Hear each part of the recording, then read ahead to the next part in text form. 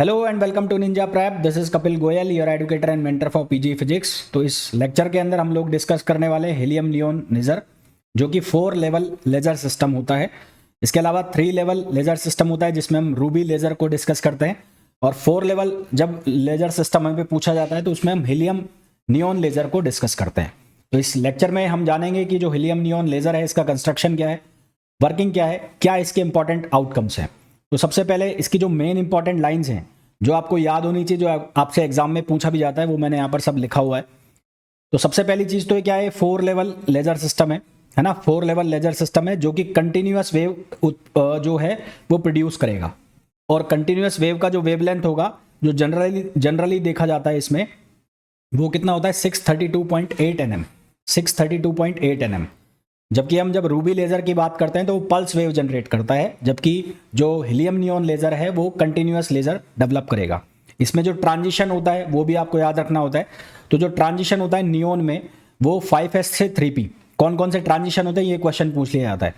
5s से 3p एक transition होगा, 5s से 4p ट्रांजिशन होगा, 4s से 3p ट्रांजिशन होगा। उन ट्रांजिशन में इनकी वेवलेंथ भी लिखी हुई है, वो आपको याद नहीं करना है। कहाँ कहाँ ट्रांजिशन हो रहे हैं वो आपको याद होना चाहिए। 5s से 3p, 5s से 4p में ट्रांजिशन हो रहा है, 4s से 3p में ट्रांजिशन हो रहा है, और ये जो ट्रांजिशन है इनको आपको ध्यान रखना है। इसके बाद जो हीलियम और नियोन का मिक्सचर होता है जो ट्यूब के अंदर, उसका रेशो आपसे पूछ लिया जाता है। तो ये जो रेशो होता है ये 10:1 के रेशो में होता है। हीलियम और नियोन का जो मिक्सचर है, नियोन गैस का जो मिक्सचर है, ये 10:1 के रेशो में होता है। इसका जो डायग्राम है ट्रांजिशन का वो ये डायग्राम होता है। यहाँ हीलियम है, यहाँ नियोन है, ठीक है। ट्रांजिशन देखो कहाँ से कहाँ हो रहा है, 5s, ये 5s स्टेट है, 5s से 3p, ये सबसे लंबी वेवलेंथ वाला जो ट्रांजिशन है वो हो रहा है। 5s से 4p, 4s से 3p, और उसके बाद 3p से 3s जो कि फास्ट रेडिएटिव ट्रांजिशन है, और उसके बाद ये कहाँ पर आ रहा है अपनी ग्राउंड स्टेट में, neon diffusion due to walls. तो ये डायग्राम आपको याद होना चाहिए, डायग्राम से आपको बहुत कुछ चीज़ें क्लियर हो जाती हैं। 6p से 5p ऐसा कोई ट्रांजिशन नहीं हो रहा है। तो कई बार ऑब्जेक्टिव क्वेश्चन पूछा जाता है तो वहां पर यह पूछा जाता है कि कौन सा वैलिड ट्रांजिशन है कौन सा नहीं है। तो आपको ये ट्रांजिशन की जो लेवल्स है वो याद रखना है। तो ये मेन कहानी तो जो हीलियम नियोन लेजर की है वो ये होती है। अब बात करते हैं कि इसका कंस्ट्रक्शन क्या है, इसकी वर्किंग क्या है। सबसे पहले कंस्ट्रक्शन की अगर हम बात करें तो इसको सबसे पहले फैब्रिकेट जिन्होंने किया था उनका नाम था जवान। 1961 में इन्होंने इसको डेवलप किया था। 4 लेवल का जो लेजर पॉपुलेशन है, 4 लेवल का लेजर सिस्टम है जो कि पॉपुलेशन इन्वर्जन जिसके अंदर अचीव किया जाता है इलेक्ट्रिक डिस्चार्ज। इलेक्ट्रिक डिस्चार्ज के थ्रू पॉपुलेशन इन्वर्जन अचीव किया जाता है। इलेक्ट्रिक डिस्चार्ज जो टेक्निक होती है वो पंपिंग की टेक्निक होती है। मैं आप लोगों से ये पंपिंग क्या होता है ऑलरेडी डिस्कस कर चुका हूँ। पंपिंग के जब हमने बात की थी तो 2 तरह की पंपिंग को हमने जाना था। एक था हमारे पास ऑप्टिकल पंपिंग और एक था हमारे पास इलेक्ट्रिक डिस्चार्ज। ऑप्टिकल पंपिंग जो होती है वो रूबी लेजर के अंदर होती है, सॉलिड लेजर के अंदर होती है। इलेक्ट्रिक डिस्चार्ज जो होता है वो गैस लेजर के अंदर, यानी कि हीलियम नियोन। हीलियम नियोन जो लेजर है वो कौन से टाइप का लेजर है, गैस लेजर। जिन लाइनों को मैं अंडरलाइन कर रहा हूं उनको आप ध्यान से याद रखना, क्योंकि ये इंपॉर्टेंट पॉइंट्स या की पॉइंट्स हैं जब मैं हीलियम नियोन लेजर की बात कर रहा हूं। तो यहां पर जो पंपिंग हो रही है वो कौन सी हो रही है, इलेक्ट्रिक डिस्चार्ज पंपिंग हो रही है। तो ये जो इलेक्ट्रिक डिस्चार्ज है ये कौन सी टेक्निक है, ये पंपिंग टेक्निक है। यहाँ पर pumping technique. Helium neon laser के अंदर एक लॉन्ग नैरो डिस्चार्ज ट्यूब होती है, तो लॉन्ग नैरो डिस्चार्ज ट्यूब है, ठीक है। और इसके अंदर हीलियम और नियोन जो गैस है उसको मिक्स करके भरा जाता है, जिसका रेशो रहता है 10:1, जो कि मैंने ऑलरेडी आपको बता चुका हूं। 10:1 का रेशो रहता है। प्रेशर जो मेंटेन किया जाता है वो किया जाता है 1 mm of mercury. 1 mm of mercury का प्रेशर मेंटेन किया जाता है। गैस मिक्सचर जो बनता है हीलियम और नियोन का ये लेसिंग मीडियम बनाता है। लेजर एक्शन के लिए जो हमें मीडियम चाहिए होता है उसको हम कहते हैं लेसिंग मीडियम, एक्टिव मीडियम। तो वो लेसिंग मीडियम कौन प्रोवाइड कराता है, ये गैस मिक्सचर जो बनता है हीलियम नियोन का। ये जो पूरी ट्यूब है उसको 2 मिरर के जो पेयर्स है उनके बीच में रखा जाता है। एक जो मिरर है वो फुल्ली सिल्वर्ड होता है, दूसरा जो पार्शली सिल्वर्ड होता है। एक जो मिरर है वो फुल्ली सिल्वर्ड होता है, दूसरा पार्शली सिल्वर्ड होता है, और ये रेजोनेंट कैविटी बनाते हैं। क्या बनाते हैं, रेजोनेंट कैविटी। एक फुली सिल्वर्ड है और एक पार्शली सिल्वर्ड है। इनके बीच का जो स्पेस होता है वो स्पेस इक्वल होता है हाफ वेवलेंथ के इंटीग्रल मल्टीपल के। इंटीग्रल मल्टीपल के किसके, हाफ वेवलेंथ जो होती है उसके इंटीग्रल मल्टीपल के। किसकी हाफ वेवलेंथ, लेजर लाइट की जो हाफ वेवलेंथ है उसके इंटीग्रल मल्टीपल के बराबर होता है। इलेक्ट्रोड डिस्चार्ज डेवलप करने के लिए, इलेक्ट्रोड्स जो गैस मिक्सचर में इलेक्ट्रिक डिस्चार्ज डेवलप करने के लिए जो इलेक्ट्रोड है उनको कनेक्ट किया जाता है हाई फ्रिक्वेंसी इलेक्ट्रिक सोर्स के साथ, जैसा कि आपने डायग्राम में देखा भी होगा। वर्किंग क्या है इसकी, जब जो इलेक्ट्रिक डिस्चार्ज है उसको पास कराएंगे गैस मिक्सचर से, तो इलेक्ट्रॉन्स जो हैं वो गैस में एक्सेलरेट होंगे, और एक्सेलरेट होंगे तो इलेक्ट्रॉन्स जो हैं वो कोलाइड करेंगे किसके साथ, हीलियम और नियॉन एटम्स के साथ। अब हीलियम और नियॉन एटम्स जो है, यहाँ पर हीलियम है और ये नियॉन है, ये इसकी मेटा स्टेबल स्टेट है 20.61 और ये 20.66 इसकी मेटा स्टेबल स्टेट है। तो जब ये हीलियम के एटम का कॉलिजन होगा नियॉन के साथ, तो यहाँ पर कुछ एडिशनल एनर्जी यहाँ से यहाँ ट्रांसफर हो जाएगी, इसको नियॉन को, और जब एनर्जी ट्रांसफर होगी तो ये जो नियॉन है अपनी मेटा स्टेबल स्टेट से ये ट्रांजिशन करेंगे किस स्टेट तक, 18.70 इलेक्ट्रॉन 70 इलेक्ट्रॉन वोल्ट जो स्टेट है यहाँ तक ट्रांजिशन करेंगे। और जो वेवलेंथ पास होगा, जो वेवलेंथ एमिट होगा वो कितना होगा, 6328 आर्मस्ट्रॉन्ग, है ना, 6328 आर्मस्ट्रॉन्ग। तो इनिशियली क्या हो रहा है, when a discharge is pass through the gas mixture, electrons are accelerated down the tube, the accelerated electrons collide with the pump का मतलब विद एंड पंप का मतलब है एक्साइट करना, हीलियम एंड नियॉन एटम्स को टू मेटास्टेबल स्टेट 20.61 एंड 20.66, यहां पर इनको एक्साइट कर देंगे जो कि अपनी ग्राउंड स्टेट से काफी ऊपर है।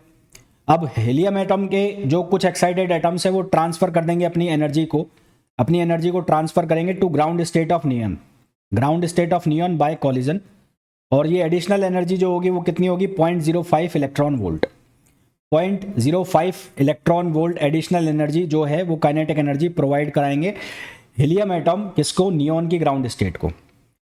तो हीलियम एटम जो है वो हेल्प करेंगे पॉपुलेशन इन्वर्जन के लिए, तो हीलियम एटम जो है वो नियॉन को पॉपुलेशन इन्वर्जन के लिए क्या करेंगे, हेल्प करेंगे। तो ये भी एक क्वेश्चन है कि जो हीलियम नियॉन लेजर में जो नियॉन है उसको पॉपुलेशन इन्वर्जन के लिए एनर्जी कहाँ से मिलती है, वो कहाँ से मिलती है, हीलियम एटम से मिलती है। जब नियॉन अपनी एक्साइटेड स्टेट में होगा स्पॉन्टेनियसली पास करेगा मेटा स्टेबल स्टेट जो कि कहाँ पर है, 20.66 पर है। तो जब ये 20.66 से कहाँ पर जाएगा, 18.70 पर जाएगा, तो एक रेडिएशन एमिट करेगा जिसका वेवलेंथ हम ऑलरेडी डिस्कस कर चुके हैं। ये जो फोटोन है ट्रैवल करेगा गैस मिक्सचर से, फोटोन ट्रैवल करेगा गैस मिक्सचर से, और यदि ये ट्यूब के एक्सिस के पैरेलल जाता है, तो रिफ्लेक्टेड बैक, क्योंकि मिरर लगे हुए हैं तो टू एंड फ्रो मोशन हो जाएगी, और टू एंड फ्रो मोशन होगी, और ये जब तक चलती रहेगी जब तक नियॉन स्टिमुलेट नहीं हो जाता, स्टिमुलेटेड नहीं होता, और एक फ्रेश फोटोन जिसकी वेवलेंथ सेम हो 6328 के बराबर उसको एमिट नहीं करता, तब तक ये जो टू एंड फ्रो मोशन है चलती रहेगी। This stimulated transition from 20.66 electron volt to 18.17 electron volt is known as laser transition. तो ये जो ट्रांजिशन है इसको हम क्या नाम देंगे, लेजर ट्रांजिशन। ये प्रोसेस कंटिन्यू रहेगा, तो इससे एक बीम निकलेगी कोहेरेंट रेडिएशन की। कोहेरेंट रेडिएशन हम बात कर चुके हैं कि जो स्टिमुलेटेड एमिशन होता है उसमें कोहेरेंट रेडिएशन निकलता है, तो यहाँ पर कोहेरेंट रेडिएशन डेवलप हो जाएगा ट्यूब के अंदर, और red light beams become sufficiently intense. Red light की जो बीम है वो सफिशिएंटली इंटेंस हो जाएगी, और उसका कुछ पोर्शन पार्शियली सिल्वर्ड जो लेंस है, पार्शियली सिल्वर्ड जो एंड है वहां से बाहर निकाल लिया जाएगा। ठीक है, जो लाइनें अंडरलाइन कर रहा हूं, जिनको मैं मार्किंग कर रहा हूं, हाईलाइट कर रहा हूं, उनको ध्यान रखना है आपको, वो की पॉइंट्स हैं इसके। अब जो नियॉन एटम है वो 18.17 इलेक्ट्रॉन वोल्ट लेवल पर आ गए। अब वहां से वो स्पॉन्टेनियसली पास करेंगे to lower metastable state, वो उसके नीचे की मेटा स्टेबल स्टेट में जाएंगे, और जब वो नीचे की मेटा स्टेबल स्टेट में जाएंगे तो अब वो इनकोहेरेंट लाइट को एमिट करेंगे।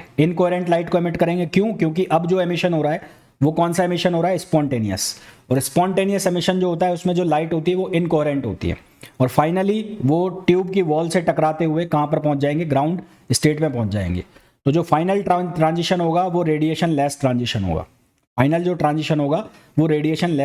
होगा, तो ये आपको ध्यान रखना है किसके अंदर, नियॉन के अंदर, हीलियम नियॉन ट्रांजिशन के अंदर या हीलियम नियॉन लेजर के अंदर। मेन इंपॉर्टेंट पॉइंट्स मैंने आपको बता दिए हैं।